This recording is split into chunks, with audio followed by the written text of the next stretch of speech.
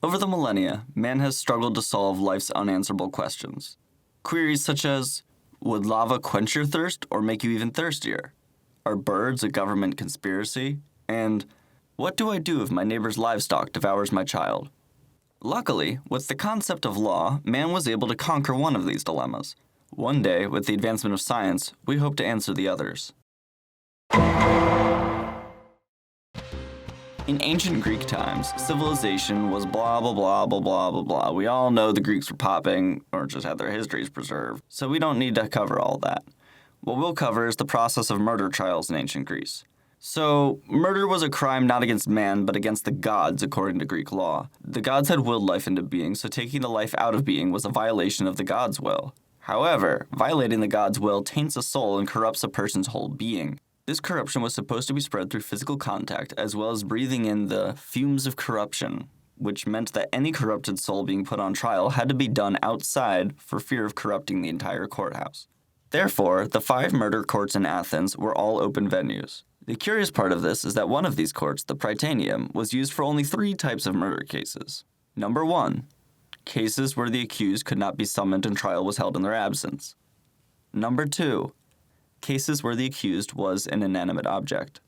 Number 3, cases where the accused was an animal. The first one is pretty easy to figure out and rather understandable, considering if someone were to get on a horse and flee, it would be pretty hard to track them down and who knows where they could disappear to. The second and third are a little strange at first glance, though. I'll let Plato clear up the process for you. And if any lifeless thing deprive a man of life, except in the case of a thunderbolt or other fatal dart sent by the gods, whether a man is killed by lifeless objects falling upon him or his falling upon them, the nearest of kin shall appoint the nearest neighbor to be a judge and thereby acquit himself and the whole family of guilt, and he shall cast forth the guilty thing beyond the border. Alright, now that you have no more questions on that, we can move right along. Oh, what's that?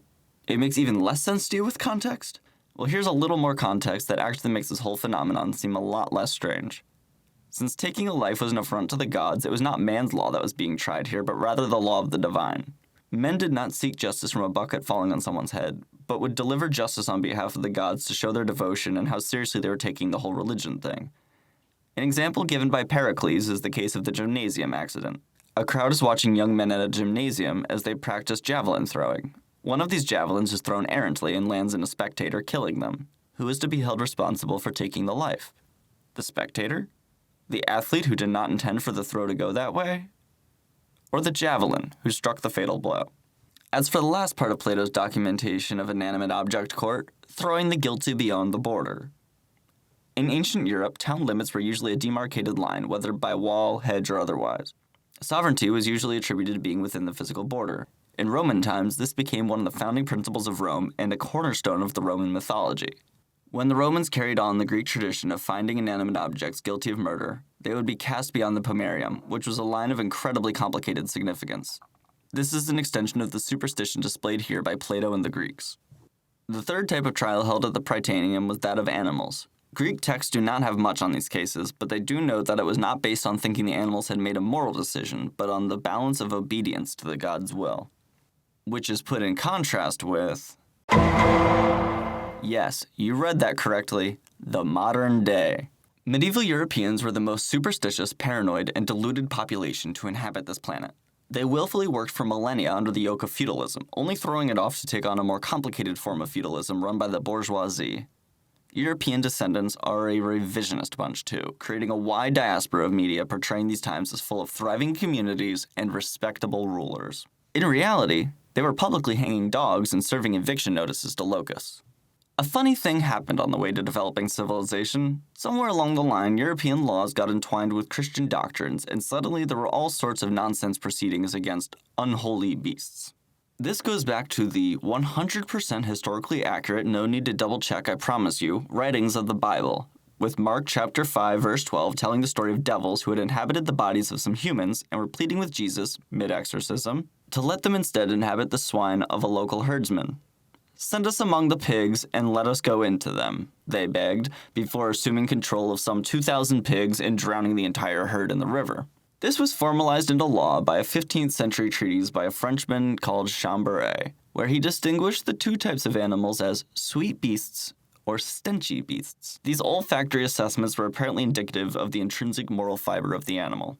Other biblical sources that Chambray and other Western lawmakers have used to create legal codes include Exodus 21, Genesis 3, and 2 Samuel 1. Medieval animal trials fall into three types. Number 1. Actions against domestic animals for attacking human beings. Number 2. Actions against swarms, resulting in anathemas or excommunication. Number 3. The laying of eggs by roosters. Almost all of these cases were attributed to possession by the devil, including the rare cases involving inanimate objects. One of the earliest examples in medieval Europe, and often cited as the catalyst to the exploration of demonology and witchcraft, is that of Saint Theophilus the Penitent. Not to be confused with Saint Theophilus the Lawyer, Theophilus of Corte, Theophilus of Libya, Theophilus of Alexandria, Theophilus of Byzantium, Theophilus of Bulgaria, Theophilus of Brescia, Theophilus of Caesarea, Theophilus of Kemet, or even Theophilia of Kemet. Catholicism is fun. Theophilus the Penitent was a church administrator in Cilicia around 538, during the reign of Justinian and a few years before the Persian invasion. He was known for his piety, his competence as an administrator, and his liberality to the poor. One day, a bishopric opens up, and even though he's popular within the church, he feels the humble move would be to decline the position and let another take it. This move is seen as political by outsiders, and vicious rumors spread about Theophilus' selfish motives. The new bishop was concerned about being usurped, so he defrocked Theophilus and sent him away from the church. Hurt and brooding, Theophilus made a pact with Satan through a necromancer to get his job back. The pact with the devil was inscribed on parchment and signed in blood. The people were thrilled to have their martyr return, but the guilt racked Theophilus. He stopped eating and started praying day and night until one day he claimed that the Virgin Mary came and told him that Jesus had absolved him of his sins. The next morning, he supposedly woke up with the contract on his bed, which he showed to the people to back up his story. The people were okay with this, and the bishop burned the contract in public, releasing him of it. Theophilus died mysteriously 3 days later. For lying to the church and signing a blood oath with the devil for personal power gain, he was made a saint of the Catholic Church. The story of Theophilus the Penitent became one of the most popular stories of Western European folklore around this time, even making its way onto the reliefs on the Notre Dame. There aren't too many other well-documented cases involving inanimate objects, but there are hundreds of recorded cases including animals. These cases were in Switzerland, France, Belgium, Denmark, Germany, Italy, Portugal, Russia, Spain, Turkey, England, Scotland, and the United States. The animals tried include asses, beetles, bloodsuckers, bulls, caterpillars, cockchafers, cows, dogs, dolphins, eels, field mice, flies, goats, grasshoppers, horses, locusts, mice, moles, rats, serpents, sheep, slugs, snails, swine, termites, turtle doves, weevils, wolves, worms, and nondescript vermin. One of the sources for my research was Mean, Dangerous, and Uncontrollable Beasts, Medieval Animal Trials by Anila Srivastava. If you go and look her up now, you'll find that she went immediately from publishing her research about defending pigs on trial to actually defending pigs on trial. And they say academia has no real-world applications. Speaking of real-world applications, you've probably consumed media depicting animal trials at one point or another without realizing it. It's a normalized historical phenomenon. In 1993, the BBC produced a movie called The Hour of the Pig, where Colin Firth, yes, Colin Firth, plays a lawyer tasked with representing a pig accused of murder, only to discover a serial killer is afoot. For its U.S. distribution, it was bought by Harvey Weinstein, who then went through and re-edited the movie to his liking, which included changing the name to The Advocate and trying to make the fact that Colin Firth was defending a pig to be a huge twist to the audience, even though it's revealed within the first act of the film. The most famous example has to be Lewis Carroll's poem, The Hunting of the Snark. This poem was turned into a full musical by Roger Daltrey and Mike Watts, featuring what is now my new theme song, The Pig Must Die. Let's teach it a lesson they'll never forget, for a devious deed it will live to regret. It's clear that the pig must die. We're of the opinion the pig must pay. We can't let it live for another day. It's clear in the rules of life. It's clear that the pig must die. And then there's the video game franchise, Phoenix Wright Ace Attorney. So you're probably thinking that this is a game about a bird lawyer, aren't you? Nope, it's a human lawyer. He's got to have animal clients, right? Nope, human clients. Except for the DLC campaign called Turnabout Reclaimed for the Android app Phoenix Wright Ace Attorney Dual Destinies, where you defend an orca whale who has been accused of murdering an aquarium employee. Now for some highlighted cases. In the 10th century, the Archbishop of Treves was delivering Mass when a swallow flew in and took a dump right on his head. The Archbishop issued an excommunication of all swallows, and reportedly, swallows started falling dead when they approached the church. In the 11th century, St. Bernard was swarmed by flies while preaching at his monastery. He angrily excommunicated all the flies in his vicinity. Reports claim that the flies fell on the ground in heaps so high that shovels were needed to get rid of them.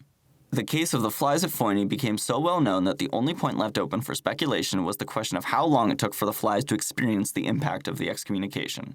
The flies had been executed without due process of law, but the chronicler explains that the situation was desperate and no other remedy was at hand.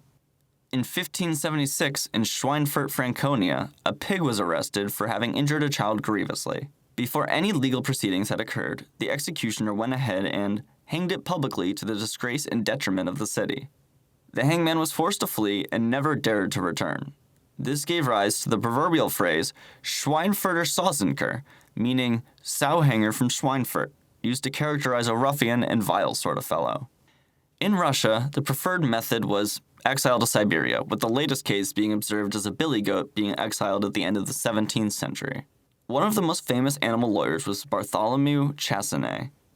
In 1508, after having just moved to a remote country town, the local barley harvest was destroyed by a plague of rats. The populace wanted justice, and the rats were charged criminally with the destruction and set to be excommunicated. Remember how European law had become twisted up with Christian doctrine? This is an example of that. Excommunication had become a codified legal proceeding. French law dictated that defendants had to be provided with a proper and scrupulous legal defense. Chassenet's first maneuver was to challenge the summons. He argued that the rats had a bad name and suffered the disability of having public opinion against them. They were improperly summoned because they were dispersed all over the countryside, dwelling in numerous villages, and a single summons was insufficient to notify them all.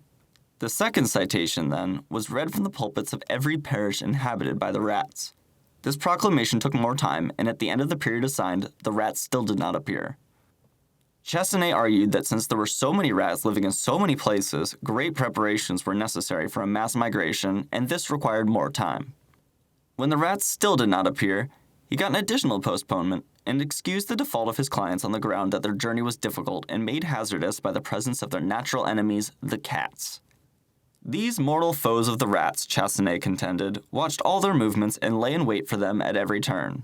He showed that a proper summons implied the right of safe conduct, and that if the way were full of peril and without protection, the defendants were justified in not obeying the writ. Finally, he demanded that the plaintiffs, the farmers, be required under bond to prevent their cats from frightening the rats. The plaintiffs demurred, but the case moved from one delay to another.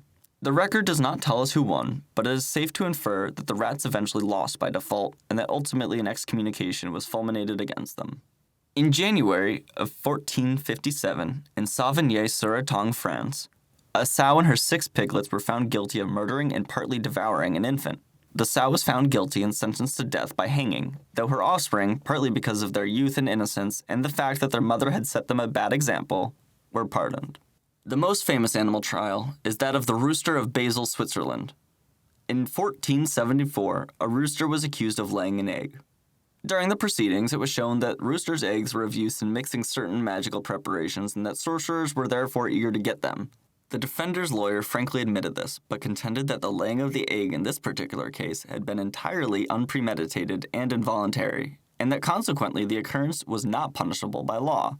And further, that his client was innocent since no records could be produced to show that Satan had ever made a compact with any of the brute creation. The prosecutor replied that it was not a case of the devil making a compact with brutes, but that Satan actually entered into them on occasion. And he referenced the case of the Gadarene swine and the fact that these animals, though involuntary agents like the rooster, had been punished. On this argument, the rooster was condemned and was actually burned at the stake briefly before a great crowd of onlookers. Before the bird burned to death, it was taken off the stake, strangled to death, and then had its corpse burned once again.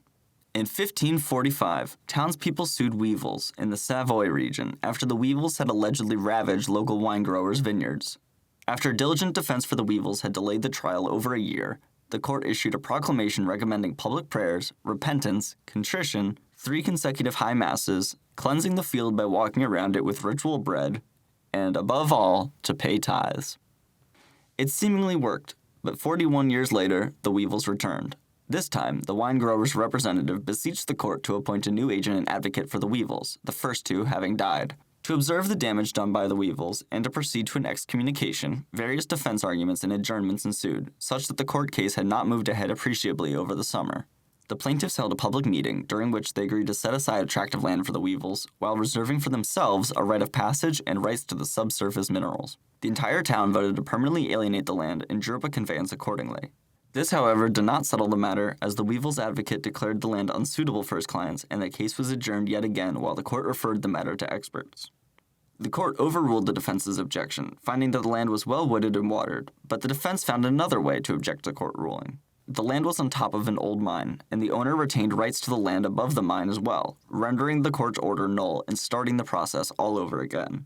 The final outcome of this case is unknown, since although it takes up a full 29 folios preserved to this day, the last page of the records has been destroyed by rats or bugs of some sort. Towards the end of the 17th century, a dog which belonged to a drummer in an Austrian garrison town bit a municipal councillor on the calf of the leg. A suit for damages was brought against the drummer, but he refused to accept responsibility for his dog, and in consequence, the dog had to spend a year in the Narrenkitterlein, which is a kind of iron cage set up in the marketplace where blasphemers and other wrongdoers were confined. On June 6, 1662, in New Haven, Connecticut, a man by the name of Potter, 60 years old, a church member for 20 years, and noted for piety, being devout in worship, gifted in prayer, forward in edifying discourse among the religious, and zealous in reforming the sins of other people, was hanged for the crime of bestiality, together with a cow, 2 heifers, 3 sheep, and 2 sows. This was presided over by a man named Cotton Mather. Cotton Mather helped start Yale College, was a pioneer of GMOs, wrote 450 books, and introduced the legal idea of spectral evidence, laying the groundwork for the Salem witch trials. Of course, such legislation was based on the well-known passages in the Mosaic Law. In the summer of 1796, the town bull of Beutelsbach in Württemberg was buried in the presence of a great crowd in order to cure a scourge of murrain which had attacked the cattle. In January of 1892, in the Journal of American Folklore, there appeared an example of contemporary writs of ejectment on rats, or the sending of them a friendly letter of advice to quit a certain house. Such letters were generally rubbed over with grease so that the rats will not fail to find them, and are then thrust into their holes. A Mr. W. W. Newell, in an article on Conjuring Rats, gives a specimen of such a letter dated from Maine, October 31st, 1888, and addressed to Monsignors Rat & Co. The writer of the note expresses an interest in their welfare, but asks them to leave. If they refuse, he threatens to get rough on rats. Not only European cultures seek retribution on animals for perceived crimes being committed, but it is unique to European culture to have codified proceedings to justify why the animal is allowed to be punished. Nobody else is concerned with ironing out the contradictions between religion and taking revenge on a cow for murdering your child. And that's exactly why these cases are so bewildering at first, because they attempt to explain away and justify contradictions between law and religion that you just can't solve with compromise. In modern society, we can see this represented almost everywhere in our legal system. When a person commits suicide, many countries will have the state confiscate the property of the suicide victim as they have committed a crime, and it can be taken via some sort of civil forfeiture. You can see it represented in the hyper-racialized criminal systems of America, with different tiers of justice applied to classes of citizens, built off the system that delineated humans from animals. You can see that dehumanization playing out in the Philippines, Saudi Arabia, Brazil, and Israel, where political opponents are given ceremonious trials with the fairness of animal trials based on the legal precedent that animal trials set in the first place. Oh, and the only reason animal trials have largely gone away is because we no longer see them as being worthy of getting a defense for existing. Let's teach it a lesson it'll never forget.